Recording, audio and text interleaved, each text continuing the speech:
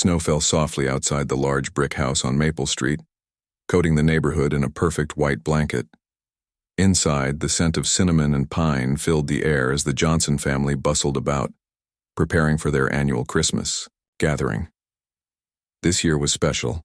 All 23 family members had made it, spanning 4 generations under one roof. 8-year-old Zara pressed her nose against the frosty window, watching her cousins build a snowman in the front yard. She wanted to join them but felt shy. This was only her 3rd Christmas with the extended family since her parents had moved back to the States last year, after living in Ghana for several years. "You can go outside if you want," her father Michael said, coming up behind her and placing a gentle hand on her shoulder. Zara shook her head, her dark curls bouncing. "Maybe later," she whispered. Michael knelt beside his daughter, straightening the red bow on her holiday dress. "Everyone's excited to see you, especially Grandma Eleanor. She's been talking about having all her grandchildren together for months." Zara nodded, but her eyes held uncertainty. Her memories of previous family gatherings were hazy, and she still felt like an outsider compared to her cousins who had grown up attending these events.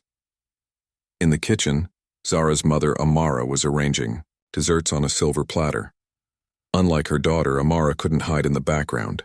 As the only black woman in the family, she stood out, but she had grown accustomed to the occasional awkward questions and well-meaning but sometimes insensitive comments. "Need any help?" Michael's sister-in-law Judy asked, entering the kitchen with an empty wineglass. "I think I've got it covered," Amara replied with a warm smile. "Just putting the finishing touches on these pastries." Judy leaned in, examining the treats. "Oh, are these those African cookies you made last year? They were interesting." Amara bit back a sigh. "They're actually a traditional Ghanaian recipe called chinchinga biscuits. My grandmother taught me how to make them." "Exotic!" Judy exclaimed, reaching for one. "I'm always telling my husband we should be more adventurous with our cooking." Before Amara could respond, a booming voice called from the living room. "Everyone gather round. Mom wants to start the gift exchange." The entire Johnson clan began migrating toward the enormous Christmas tree that dominated the corner of the living room. At 78, Eleanor Johnson still commanded respect and attention when she spoke. She sat in her favorite armchair, a throne-like seat with embroidered cushions, surveying her family with obvious pride. Michael guided Zara into the room, his hand protectively on her back. "Come on, sweetie. This is the best part of the day." The 7 grandchildren were instructed to sit in a semicircle on the floor in front of Eleanor's chair. Zara hesitated until her cousin Lily, a friendly 10-year-old, waved her over. "You can sit by me," Lily offered. Zara slipped into place between Lily and her younger cousin Ben. The adults gathered behind them, phones ready to capture the moment. Michael and Amara stood near the back, Michael's arm wrapped around his wife's waist. "Every year," Eleanor began, her voice wavering slightly with emotion, "I am blessed to see this family grow and thrive. Nothing brings me more joy than having my children, grandchildren, and now even a great-grandchild under my roof." She gestured to her oldest grandson, Thomas, who stepped forward with a large sack of presents. "Thomas, would you be a dear and help me distribute these?" One by one, Eleanor called out names, and Thomas handed her the corresponding gift, which she then presented to each grandchild with a personal comment. For Ben, who's becoming quite the baseball player, she handed a rectangular package to her 7-year-old grandson. For Lily, my little artist, a square box was placed in her granddaughter's eager hands. For Thomas Jr., who's growing up so fast, the teenager received a small envelope that likely contained cash or a gift card. For the twins, Grace and George, the 12-year-olds received matching packages. And for little David, who's starting kindergarten next year, the 5-year-old tore into his gift immediately, unable to contain his excitement. Eleanor paused, looking over the opened gifts and excited faces of her grandchildren. Then she turned to Thomas and said, "I believe that's everyone. Thank you for your help." A strange silence fell over the room. Michael felt his heart sink as he realized what had just happened. Eleanor had given a gift to every grandchild except Zara. His daughter sat perfectly still, her small hands folded in her lap, her eyes fixed on the floor. Amara tightened her grip on Michael's hand, a silent message passing between them. Before Michael could step forward, his brother William spoke up. "Mom, I think you forgot Zara," William said, his voice casual but pointed. Eleanor blinked, looking momentarily confused. "Oh," she said after a beat too long. "Of course. Must have slipped my mind with all the excitement." But there was no additional gift in the sack. Thomas upended it to show it was empty. "I must have left it upstairs," Eleanor said, waving dismissively. "I'll give it to her later." The adults exchanged uncomfortable glances, but no one else said anything. The moment stretched painfully until Judy clapped her hands and announced, "Who's ready for dessert?" The family dispersed, moving toward the dining room, but Zara remained seated on the floor. Michael quickly crossed the room and knelt beside his daughter. "Hey, princess," he said softly. Zara looked up, her eyes bright with unshed tears. "It's okay, Daddy. I don't need a present." The simple dignity in her voice made Michael's chest ache. "Grandma probably just forgot. She's getting older, you know."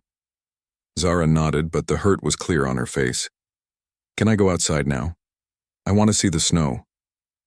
"Of course," Michael said, helping her to her feet. "Do you want me to come with you?" "No. Thank you," Zara replied, already heading for the coat rack. "I'll be okay." Michael watched his daughter bundle up and slip outside, her small figure visible through the window as she wandered alone into the yard, avoiding the area where her cousins played. Something inside him broke a little at the sight. In the dining room, the family chatted and laughed as if nothing had happened. Amara appeared at Michael's side, her expression tight with controlled anger. "This isn't the first time," she whispered. "You know that, right?" Michael nodded slowly.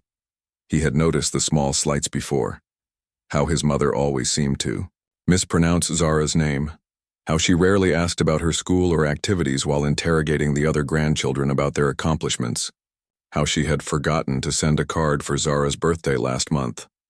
"I've been making excuses," he admitted, telling myself she's just old-fashioned or forgetful. "Michael, your mother isn't forgetful. She remembers everyone's birthdays, anniversaries, and favorite foods. She remembered that Thomas Jr. got his driver's license last month. She remembered that Ben lost a tooth last week." Amara's voice remained low but intense. "This is deliberate." Before Michael could respond, Eleanor appeared beside them holding a small, hastily wrapped package. The paper was different from all the other gifts, and the bow was crooked. "Where's the little one?" she asked. "I found her gift." Michael fought to keep his voice steady. "Her name is Zara, Mom, and she's outside." Eleanor nodded vaguely. "Well, give this to her when she comes in."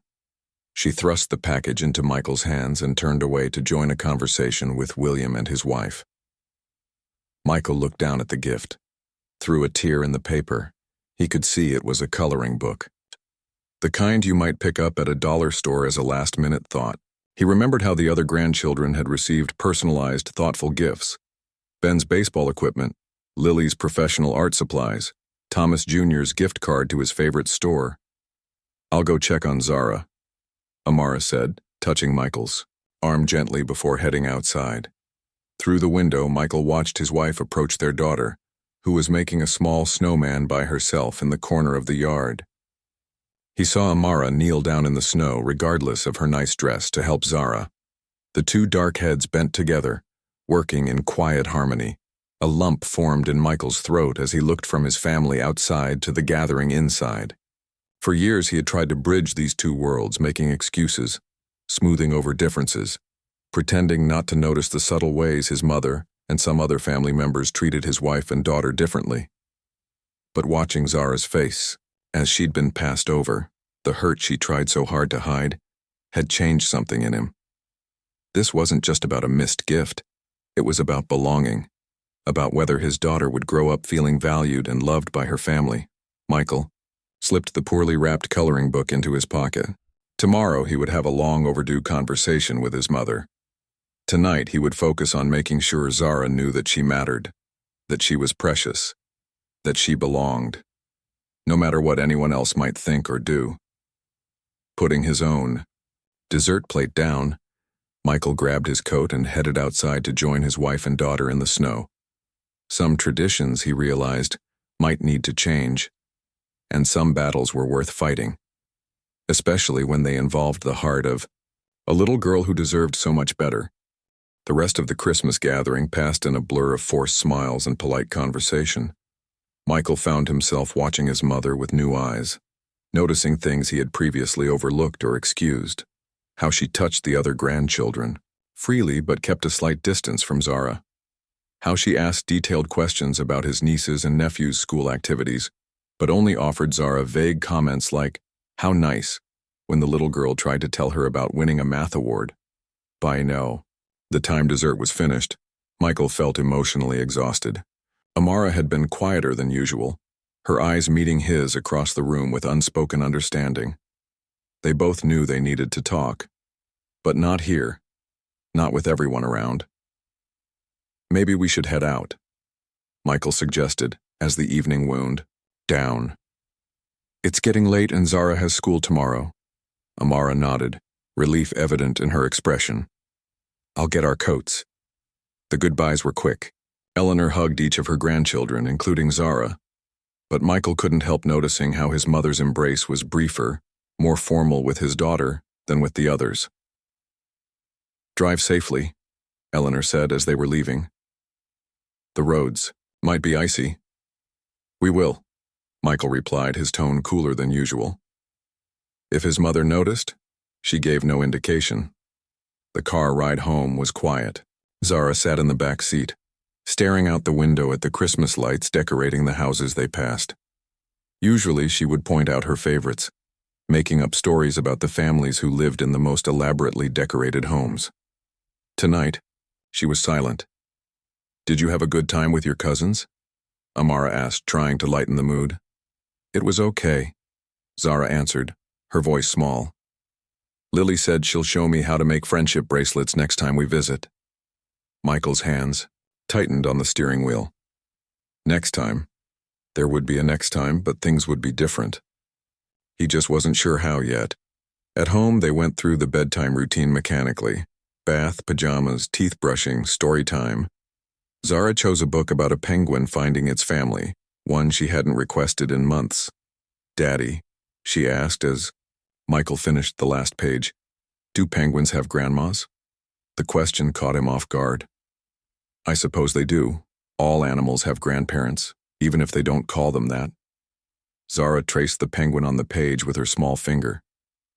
"Do you think penguin grandmas love all their baby penguins the same?" Michael felt his throat tighten.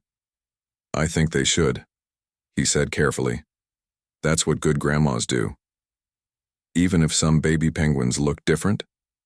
Michael set the book aside and pulled Zara onto his lap, holding her close. "Especially then," he whispered into her hair.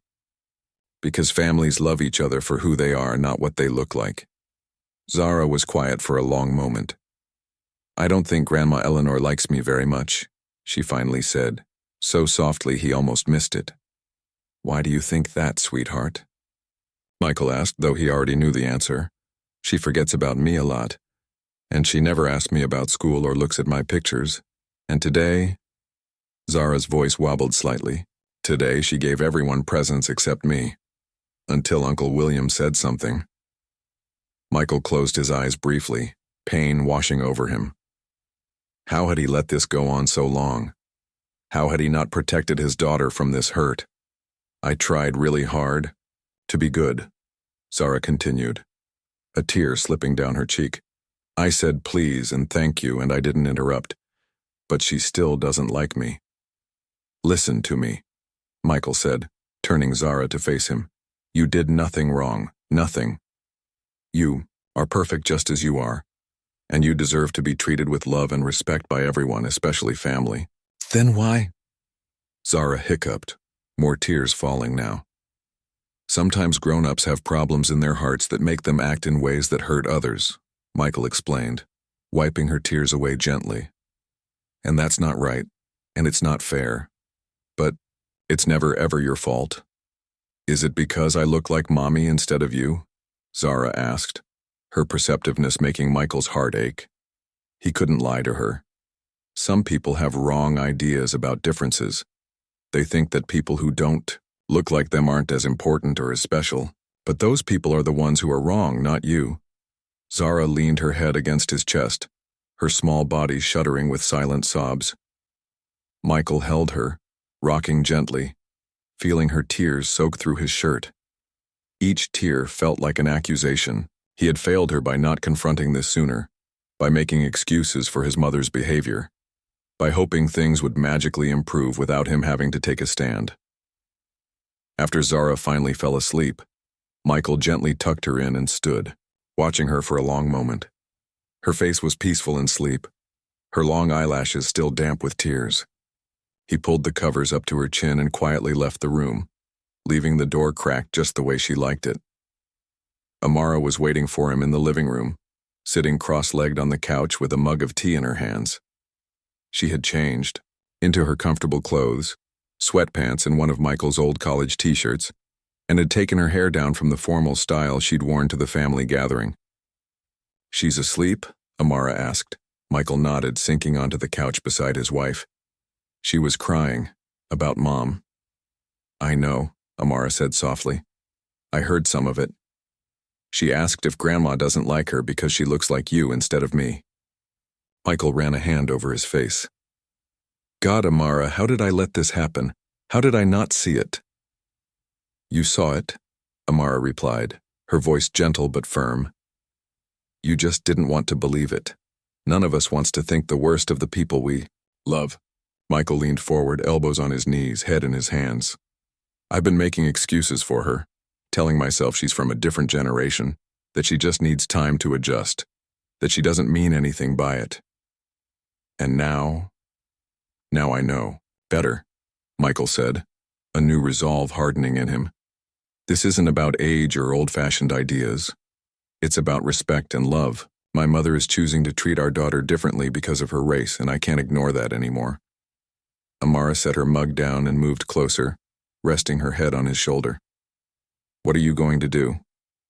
"I don't know yet," Michael admitted, "but I know I can't let Zara spend one more holiday feeling like she's less loved or less worthy than her cousins.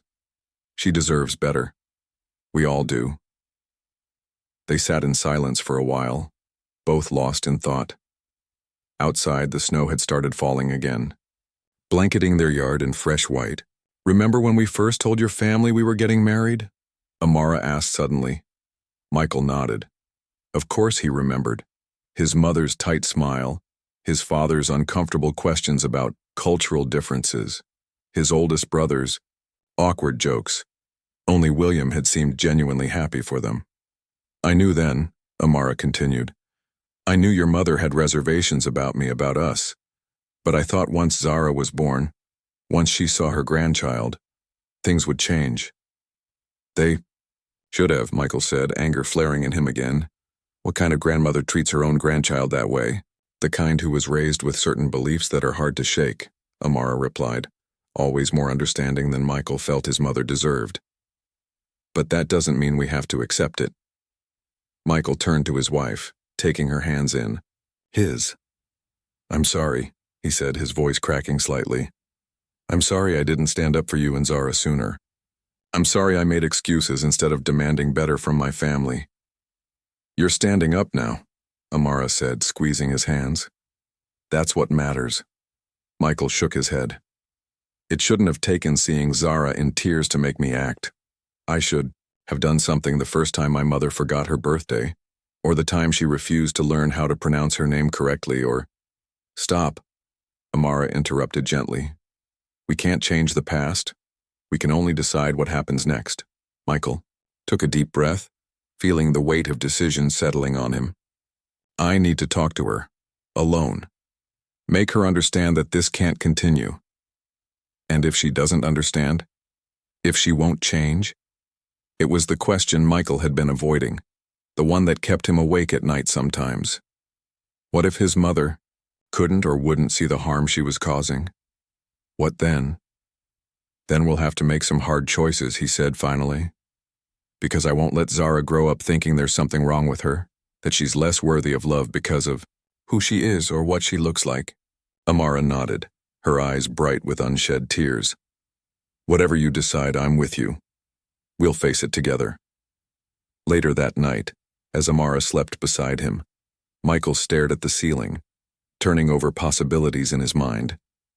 He thought about his childhood, about the values his parents had taught him: fairness, honesty, standing up for what was right. Somewhere along the way, his mother had failed to live up to those same values when it came to his family, his child. Tomorrow he would call her and arrange to meet. Just the two of them. It was time for an honest conversation, one that was long overdue. He wouldn't yell or accuse. That would only make her defensive. But he would be clear and firm about what needed to change. Because when he looked at Zara, he didn't just see his daughter. He saw the future, bright, beautiful, and full of possibility. And he was determined that her future would not be shadowed by the kind of hurt he had witnessed today, the kind that could leave scars on a child's heart forever. With that resolution firmly in mind, Michael finally drifted into an uneasy sleep, dreaming of family gatherings where everyone truly belonged, where gifts were given with equal love, and where his daughter's smile was as bright and untroubled as it should always be. Michael called his mother the next morning. His fingers hesitated over the phone for several minutes before he finally dialed her number. The conversation was brief and awkward. Eleanor seemed surprised to hear from him so soon after the holiday gathering. "I'd like to meet for coffee," Michael said, keeping his voice even. "Just the two of us." "Is everything all right?" Eleanor asked, a note of concern in her voice that made Michael's chest tighten. Did she really not understand what she had done? "We need to talk," he replied simply. "How about Tom's Cafe around 2? The small coffee shop was halfway between their homes, neutral ground. More importantly, it was public enough that Michael hoped they could both keep their emotions in check. When he arrived, Eleanor was already there, seated at a corner table with 2 cups in front of her. She still ordered for him the way she had when he was a teenager. Black coffee, no sugar. He hadn't had the heart to tell her that he'd switched to lattes years ago. "You look tired," Eleanor said by way of greeting. Michael slid into the chair across from her. "I didn't sleep well." "Is it work? You've always pushed yourself too hard. Even as a boy." "It's not work, Mom," Michael interrupted gently. "It's about yesterday. About what happened with Zara." Eleanor's expression changed, a slight stiffening of her shoulders. "What about it?" "You didn't have a gift for her," Michael said, watching his mother's face closely. "Everyone else got a present, but not Zara. And that dollar store coloring book you gave me afterward, we both know that wasn't planned."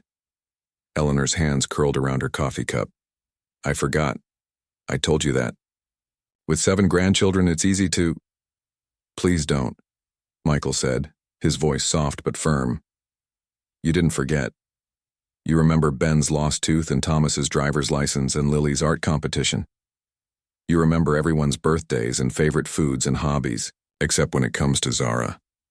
A tense silence fell between them. Eleanor took a sip of her tea, her eyes not meeting his. "This isn't the first time," Michael continued when it became clear his mother wasn't going to respond. "You forgot her birthday, last month. You always mispronounce her name even though we've corrected you dozens of times. You barely look at her artwork when she shows it to you, but you have George's soccer trophies displayed on your mantel." "I don't know what you're implying," Eleanor said, her voice tight. "I think you do," Michael replied. He took a deep breath, steeling himself. "Last night, Zara asked me if her grandmother doesn't like her because she looks different, because she looks like her mother instead of me." Eleanor's head snapped up, her eyes widening. "I would never—" "You might not say it," Michael interrupted, "but your actions speak for you, and an 8-year-old girl is hearing the message loud and clear." "This is ridiculous," Eleanor huffed. "I love all my grandchildren equally." "Do you?" Michael asked quietly. "Because from where I'm sitting it doesn't look that way, and I need to understand why. Is it because Amara is black? Is it because Zara is biracial? How dare you accuse me of such a thing? Eleanor hissed, lowering her voice as a couple walked by their table. I am not racist, Michael. I was raised better than that. Then help me understand, Michael pleaded. Help me understand why my daughter feels unwelcome in her own grandmother's home. Eleanor's fingers drummed against the table, a nervous habit she'd had for as long as Michael could remember. When she finally spoke, her voice was defensive. It's different with her, she admitted. But not for the reasons you think. I don't know how to relate to her. She's so different from the others. Different how? Michael pressed. Eleanor waved a hand vaguely. Her interests, her background, the way Amara is raising her with all those foreign influences. You mean her Ghanaian heritage? Michael clarified. The language, the food, the stories that are part of who she is? It's not what I'm used to, Eleanor said stubbornly. When I was growing up, you taught me that family accepts each other, Michael cut in. You taught me that love doesn't come with conditions. Was that not true?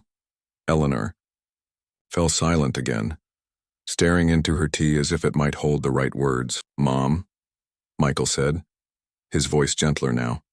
I love you. You're my mother and nothing will change that. But Zara is my daughter, and I need to protect her, even if that means protecting her from people I love. What are you saying? Eleanor asked, alarm creeping into her voice. I'm saying that things need to change, Michael replied firmly. I won't bring Zara to family gatherings where she's made to feel less important than her cousins. I won't stand by and watch her heart break because her grandmother can't see past the color of her skin. You would keep my grandchild from me? Eleanor's voice cracked slightly. That's not what I want, Michael assured her. What I want is for you to recognize what's happening and make a genuine effort to change it. To see Zara, really see her, for the amazing, bright, loving little girl she is. Eleanor dabbed at her eyes with a napkin. I don't know how, she admitted quietly. It was the first honest thing she'd said, and Michael felt a small flicker of hope. You can start by acknowledging that there's a problem, he said. And then we can work on it together. I'll help you, but you have to be willing to learn and grow, Mom. You have to be willing to examine some of your beliefs and attitudes that you might not even realize you have. I'm 78 years old, Michael, Eleanor sighed. You can't teach an old dog new tricks, as your father used to say. That's not true, Michael countered. Age isn't an excuse to stop growing or to hurt people we love. Look at Mrs. Patterson from your church.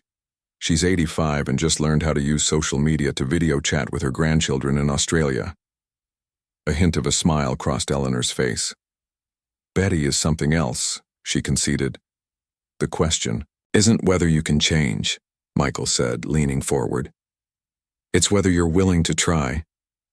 For Zara. For me. Eleanor was quiet for a long moment. The cafe hummed with activity around them. A barista calling out drink orders. The hiss of the espresso machine. The murmur of conversations at nearby tables. Finally, she looked up at her son. What would I need to do, she asked. Relief washed over Michael, though he tried not to show it too plainly. This was just a beginning, not a resolution.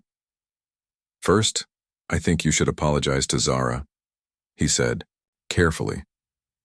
Not with excuses or justifications, but a real apology that acknowledges how your actions have affected her. Eleanor nodded slowly. And then? Then we take small steps, Michael explained. Maybe you could spend some one-on-one time with her, doing something she enjoys. Get to know her as a person, not just as the different one. Learn about her interests, her dreams, the things that make her special. She likes space, doesn't she? Eleanor asked hesitantly. Planets and stars and such? Michael felt a surge of surprised pleasure. Yes, she does. She wants to be an astronaut. Your father was interested in astronomy, Eleanor recalled. He had that old telescope in the attic. I think it's still there. That would be a great start, Michael encouraged. sharing something of Grandpa's with her, connecting her to the family history. Eleanor seemed to consider this, her expression thoughtful. I could do that, I suppose. There's something else, Michael added, sensing a small opening. I'd like you to learn more about racial identity, about what it means to grow up biracial in today's world. There are books, workshops at the community center. Pastor Williams at the church on Pine Street runs a group about bridging cultural divides. Eleanor's lips pressed into a thin line. You want me to go to some sensitivity training? Like I'm some kind of bigot? No, Michael said patiently. I want you to educate yourself so you can be a better grandmother to Zara, so you can understand her experience and support her instead of making her feel like an outsider. Eleanor didn't respond immediately, and Michael resisted the urge to fill the silence. This was her moment to choose, and he wouldn't make it easier by backing down. I'll think about it, she finally said, which wasn't the enthusiastic agreement Michael had hoped for, but it wasn't an outright refusal either. That's all I ask, he said, reaching across the table to cover her hand with his. Just think about it, and be honest with yourself about what you find. As they prepared to leave the cafe, Eleanor paused, her coat half buttoned. Will you bring her to visit this weekend? Zara, I mean. Michael considered this. Not this weekend, he decided. Let's give it a little time. I want your apology to be genuine, not rushed. And I want to prepare Zara for it too. Disappointment flickered across Eleanor's face, but she nodded. I understand. This isn't punishment, Mom, Michael assured her. It's protection. And hopefully it's a path forward for all of us. As they walked to their cars, Eleanor suddenly turned to him. I do love her, you know. In my way. I know you think you do. Michael replied gently. But love isn't just a feeling, Mom. It's actions. It's how we treat people, especially when it's difficult or uncomfortable for us. Eleanor didn't respond, but as Michael watched her drive away, he felt both drained and strangely hopeful. The conversation had been harder than he'd anticipated, but also more productive. His mother hadn't fully acknowledged her prejudice, but she hadn't shut down the conversation either. It was a start. On the drive home, Michael called Amara to give her the update. It went okay, he told her. Not great, but not terrible. She's going to think about it. Thinking is good, Amara said. Thinking can lead to change. I hope so, Michael replied, his eyes on the road ahead. For all our sakes. The week after his coffee shop conversation with Eleanor, Michael sat at his desk during lunch break, a notepad in front of him. He had spent the past few days turning the situation over in his mind, weighing different approaches. Simply cutting his mother out of their lives wasn't what he wanted. Not for Zara, not for Amara, and not for himself. But going back to the way things had been wasn't an option either. He began making a list of concrete steps. This wasn't just about one uncomfortable conversation. It was about creating lasting change. First item, establish clear boundaries. That evening, Michael sat down with Amara in their living room after Zara had gone to bed. I've been thinking, he said, showing her his notes. We need to be clear about our expectations moving forward. Amara nodded, her eyes scanning his list. No more family gatherings until there's real progress, she read aloud. Not just words, Michael agreed. Actions. I want to see Mom making a genuine effort before Zara is put in that position again. She'll say we're keeping her grandchild from her, Amara pointed out, and I'll remind her that she's choosing her comfort over her granddaughter's well-being, Michael replied firmly. This isn't punishment, it's protection. The next item on his list was education. Michael had spent hours researching resources that might help his mother understand the impact of her behavior. I ordered some books, he told Amara, showing her the titles on his phone. About racial identity in children, about being a grandparent in a diverse family. Do you think she'll read them? Amara asked skeptically. I don't know, Michael admitted. But I have to try. And if she won't educate herself, then she's making a choice. and that choice will have consequences. The third item on his list was the hardest, involving his siblings. Until now, Michael had handled the situation privately, not wanting to create family drama. But he realized that approach had allowed the problem to fester. "I need to talk to them," he said, rubbing his temples. William already noticed something was wrong at Christmas. Maybe others have too. "Are you worried about how they'll react?" Amara asked gently. "Yes," Michael sighed. "Some of them might think I'm overreacting. Or they might get defensive about Mom. Or they might surprise you," Amara suggested. "William, spoke up when your mother skipped Zara during the gift-giving." Michael nodded thoughtfully. "You're right. I need to give them a chance to be allies in this." The next morning, Michael called his brother William first. Of all his siblings, William had always been the most supportive of his relationship with Amara. "I noticed it too," William said, after Michael explained the situation. "Not just at Christmas, but other times. The way Mom interacts with Zara compared to the other kids." "Why didn't you say anything?" Michael asked, not accusingly, but genuinely curious. "I didn't want to overstep," William admitted. "And honestly, I wasn't sure if you'd noticed or if you just didn't want to rock the boat." "I've been noticing for a while," Michael said. "But I kept making excuses, telling myself it wasn't that bad or that Mom just needed time to adjust. And now I've seen how it's affecting Zara," Michael replied. "She's starting to internalize it, to think there's something wrong with her. I can't let that continue." William was quiet for a moment. "What can I do to help?" The simple question almost brought tears to Michael's eyes. "Just be aware. Back me up if Mom tries to dismiss this as me being oversensitive, and maybe talk to your kids about inclusion, about standing up for their cousin if they see her being treated differently." "I can do that," William promised. "And Mike, I'm proud of you for taking this stand. It can't be easy." The conversations with his other siblings were more mixed. His oldest brother Thomas was skeptical at first. "Mom's from a different generation," Thomas argued. "She doesn't mean anything by it." "Intent doesn't erase impact," Michael countered, quoting something he'd read in one of the books he'd ordered. "Zara is being hurt, whether Mom means to hurt her or not." His sister Judy, who had been in the kitchen with Amara during the Christmas gathering, was defensive. "So now we're all racist because Mom forgot a present?" she snapped. "That's not what I'm saying," Michael replied patiently. "I'm saying there's a pattern of behavior that needs to be addressed, and I'm asking for your help in addressing it." By the end of the week, Michael had spoken with all four of his siblings. William and his youngest sister Patricia were fully supportive. Thomas was reluctantly on board, though he clearly found the whole situation uncomfortable. Only Judy remained defensive, insisting that Michael and Amara were being too sensitive. That Sunday, Michael drove to his mother's house with a carefully packed box. Eleanor answered the door looking somewhat apprehensive. "I wasn't expecting you," she said, stepping back to let him in. "I know," Michael replied. "I should have called first. This won't take long." In the living room, he set the box on the coffee table. "I brought you some things," he explained. "Resources that might help." Eleanor eyed the box warily. "What kind of resources?" Michael began removing items one by one.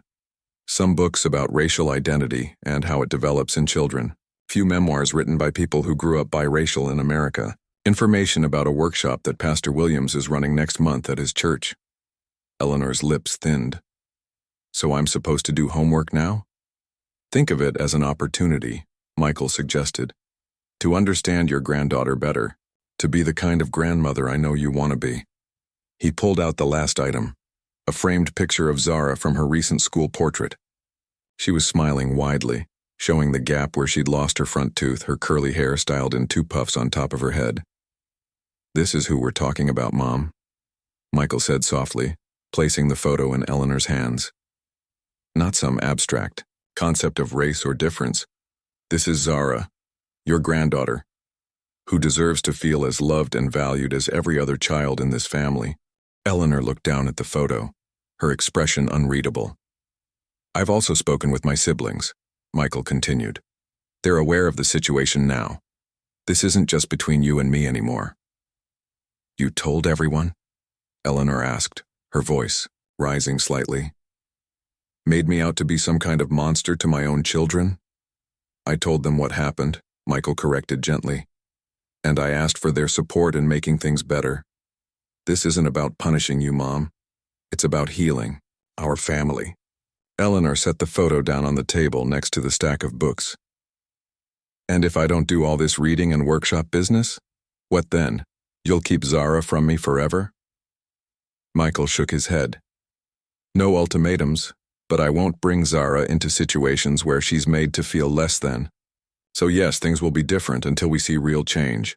We can start with phone calls, maybe video chats, small visits where I'm present, and we'll build from there as things improve. And how will you know if things are improving? Eleanor asked, making air quotes with her fingers. I'll know, Michael said simply. Zara will know. It will show in your actions, in how you speak to her, in whether you make an effort to connect with her as an individual. He stood to leave, not wanting to overstay and risk the conversation turning more combative. At the door, he paused. One more thing, he said. I've arranged for us to meet with Pastor Williams next Saturday, just to talk. He's counseled other families working through similar issues. I haven't agreed to that, Eleanor protested. I know, Michael acknowledged, but I'm asking you to come anyway, just one meeting. If you truly want to be part of Zara's life, this is a small thing to ask. As he drove home, Michael felt both drained and oddly lighter. He had no illusions that everything would change overnight. His mother might resist, might even refuse to engage with the resources he'd provided. But he had done something concrete, taken steps to address the problem rather than just hoping it would go away. When he arrived home, he found Amara and Zara in the kitchen baking cookies together. Flour dusted Zara's cheeks and she was giggling as Amara showed her how to roll the dough into balls. Daddy, Zara called when she saw him.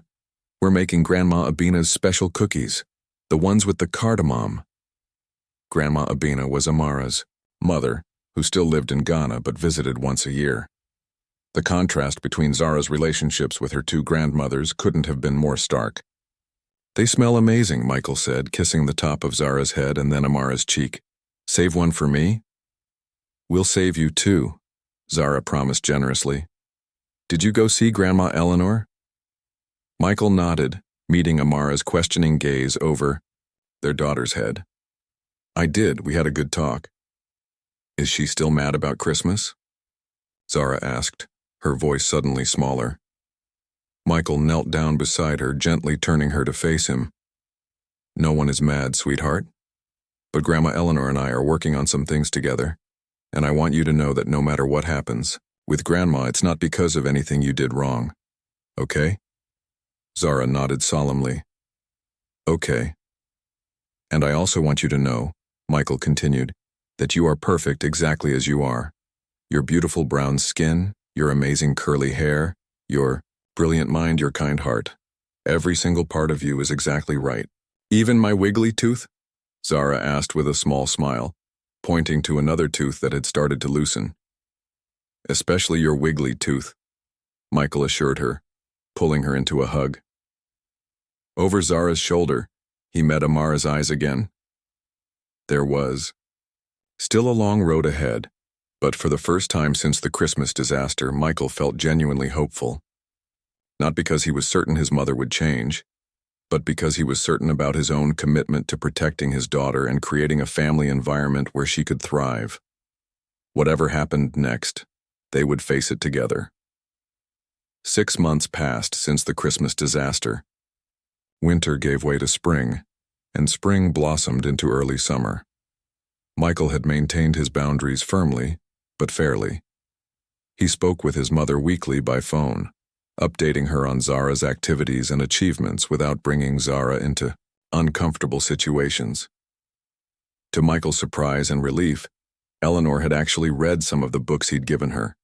Their conversations sometimes included her reflections on what she was learning, though these admissions usually came wrapped in defensiveness or qualifiers like, I still think people are too sensitive these days, but the meeting with Pastor Williams had been tense at first, but ultimately productive. The elderly pastor had a gentle way of challenging Eleanor's perspectives without making her feel attacked. He'd shared stories of his own journey toward greater understanding, how he'd grown up with certain beliefs that he later recognized as harmful, how learning and changing had been difficult, but worthwhile. You don't have to agree with everything, he'd told Eleanor. But are you willing to consider that your experience of the world isn't the only valid one? That your granddaughter will face challenges you never had to think about? Eleanor hadn't answered directly, but she'd nodded thoughtfully. After that meeting, she'd started attending Pastor Williams' monthly discussion group, though she admitted to Michael that she mostly listened rather than participated. Small steps, not perfect, but progress. On a warm Saturday in June, Michael's phone rang. It was his mother. "I'd like to see Zara," Eleanor said without preamble. "And Amara too, of course," she added quickly. Michael hesitated. "Mom, I appreciate that you want to see them, but I have something for Zara," Eleanor interrupted. "Something important, and I'd like to give it to her in person, if that's all right." After discussing it with Amara, Michael agreed to a short visit at their home the following day. That evening he sat down with Zara to prepare her. "Grandma Eleanor is coming to visit tomorrow," he explained. "She has something she wants to give you." Zara looked up from her book with a wary expression that broke Michael's heart. An 8-year-old shouldn't have to be cautious around family. "Will she be nice?" Zara asked in a small voice. Michael pulled her close. "I think she's trying to be better," he said honestly. "And Dad will be right there the whole time, okay?" The next day, Eleanor arrived promptly at 2 o'clock carrying a large, heavy-looking bag. Michael met her at the door, noticing immediately that she seemed nervous, a state he rarely associated with his typically confident mother. "Thank you for letting me come," she said, stepping inside. In the living room, Zara sat close to Amara on the couch, her posture stiff. Eleanor approached slowly and sat in the armchair across from them. "Hello, Zara," she said. "You look lovely today. That blue dress brings out your eyes." "Thank you," Zara replied politely, but she didn't move from Amara's side. Eleanor cleared her throat. "I brought something for you. 2 things, actually." She reached into her bag and pulled out a rectangular package wrapped in simple blue paper. "This first." Zara looked at her father, who nodded encouragingly. She took the package and carefully unwrapped it to reveal a quilt, beautifully handmade with squares of vibrant fabric and patterns that looked distinctly African. "Oh," Amara gasped softly, recognizing the designs. "I asked at that African fabric store downtown where to find authentic Ghanaian patterns," Eleanor explained, her words coming faster now as if she'd rehearsed this part. "The owner helped me choose ones that are traditionally used for important celebrations. She said these particular patterns symbolize wisdom and strength." Zara ran her fingers over the colorful squares. "You made this?" Eleanor nodded. "It took me a while to get it right. I wanted it to be perfect." "It's beautiful," Zara said softly, genuine wonder in her voice. "I have something else too," Eleanor continued, reaching again into her bag. This time she pulled out a small wooden box, weathered with age. "This belonged to your grandfather, my husband, Jack." She opened the box to reveal an old brass telescope, the metal polished to a warm glow. "Your father tells me you love space and stars," Eleanor said. "So did your grandfather. He used to take all your aunts and uncles outside on clear nights to look at the constellations." Zara's eyes widened. "For me?" "For you," Eleanor confirmed. I thought maybe sometime we could look at the stars together, and I could tell you about your grandfather. He would have adored you, Zara." The room fell quiet. Michael watched his daughter carefully, ready to step in if needed, but allowing her space to respond in her own way. Zara slid off the couch and approached her grandmother. "Thank you," she said, reaching for the telescope. "Could we try it tonight if the sky is clear?" A smile broke across Eleanor's face, genuine, not the tight formal one she usually wore around Amara and Zara. I'd like that very much. There was another moment of silence, less tense than before, but still heavy with unspoken words. Eleanor took a deep breath. Zara, there's something else I need to say, she began, her voice wavering slightly. I owe you an apology. A real one. Michael felt Amara reach for his hand, squeezing it tightly. I haven't been a very good grandmother, to you, Eleanor continued.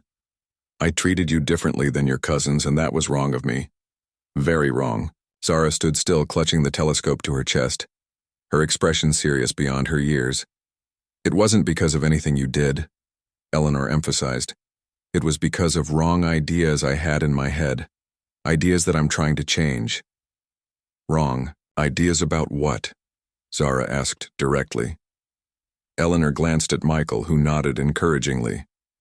This was the moment of truth. Whether his mother could be honest not just with herself, but with the child she had hurt. Wrong ideas about people who look different from me, Eleanor admitted. I grew up in a time and place where people didn't mix much. White families stayed with white families. Black families with black families. We didn't learn much about each other's lives or cultures. She leaned forward slightly. But that's not an excuse. I should have opened my heart to you from the beginning, seen what a wonderful, smart, kind little girl you are. Instead, I let old bad ideas get in the way. And I am truly sorry for that, Zara.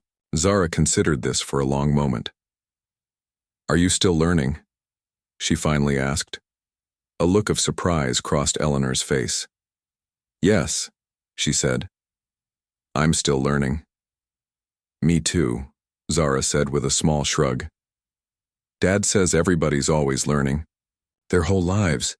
Your father is a wise man, Eleanor said, a hint of pride in her voice. Much wiser than his mother, it seems. I forgive you, Zara said simply. That's what Pastor Williams says we should do when people say sorry and really mean it. Tears welled in Eleanor's eyes. Thank you, she whispered. The tension in the room eased, not disappearing entirely but shifting into something more hopeful. Amara offered to make tea, and soon they were all sitting more comfortably, Zara showing her grandmother the book about constellations she'd gotten from the library. Later that evening, as twilight deepened into night, they gathered in the backyard. Eleanor set up the old telescope, explaining how to focus it properly. Look, she said, stepping back so Zara could peer through the eyepiece. That's Jupiter. You can even see some of its moons. Wow, Zara breathed. Daddy, come see. As Michael took his turn at the telescope, he watched his mother and daughter standing side by side, their faces turned upward to the emerging stars. The space between them seemed less vast than it had before, not completely bridged, but with the beginnings of a connection taking form. When it was time for Eleanor to leave, Zara surprised everyone by giving her grandmother a quick hug. Thank you for Grandpa's telescope, she said, and for learning. Eleanor blinked rapidly, fighting tears. Thank you for giving me another chance, she replied. At the door, while Zara was helping Amara put away the tea things, Eleanor turned to Michael. I've been wrong, she admitted quietly. About so many things, I can't promise I'll get everything right from now on. Old habits, old thoughts, they don't disappear overnight. I know, Michael said. But you're trying. That's what matters. William and Patricia have been helping, Eleanor confessed. They call me out when I say something thoughtless. Not unkindly, but they don't let it slide either. Michael smiled, making a mental note to thank his siblings. Good. We all need people who hold us accountable with love. I'd like to come to Zara's school play next month, Eleanor ventured. She mentioned she's going to be a planet. Neptune, I think she said. She'd like that, Michael said. And afterward, maybe you could join us for dinner. It wasn't perfect. There would still be missteps and difficult moments ahead. Change, real, lasting change, didn't happen in a single dramatic moment but in 1,000 small choices made day after day. But as Michael watched his mother drive away, he felt a sense of peace that had been missing for a long time. He had chosen to stand up for his daughter, to demand better from his family, to hold firm to what was right even when it was uncomfortable, and in doing so, he had opened a door not just to healing but to growth, for Zara, for Eleanor, and for himself. Inside, he found Zara carefully arranging her new quilt on her bed, smoothing the colorful patterns with gentle hands. "What do you think?" he asked, leaning against the doorframe. Zara considered the question seriously. "I think Grandma Eleanor is trying," she said finally. "And trying is important." "Yes," Michael agreed, his heart full. "Trying is very important indeed."